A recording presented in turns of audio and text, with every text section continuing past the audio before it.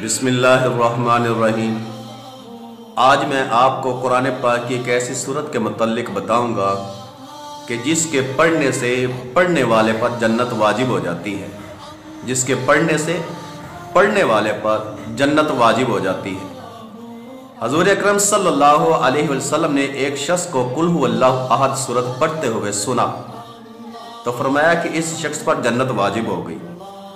क्या फरमाया कि इस शख्स पर जन्नत वाजिब हो गई।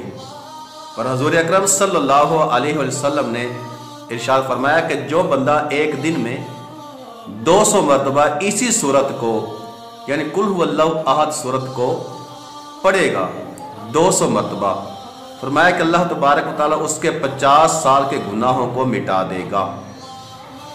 200 मरतबा जो शख्स भी इस सूरत को पढ़ेगा तो फरमाया कि अल्लाह तबारक व तआला उस आदमी के 50 साल के गुनाहों को मिटा देगा, मगर उस पर कोई कर्जा न हो, क्योंकि कर्जा माफ़ नहीं होगा। सुबहान अल्लाह, कितनी प्यारी फजीलत है, कितना अजर व सवाब है।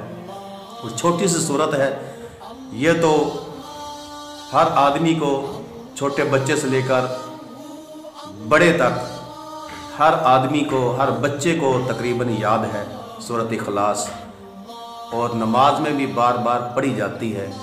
तो अपना मामूल बनाएं, अपनी आदत बनाएं, इस सूरत को कसरत के साथ पढ़ा करें। अल्लाह तबारक व तआला मुझे और आपको अमल करने की तौफीक अता फरमाए।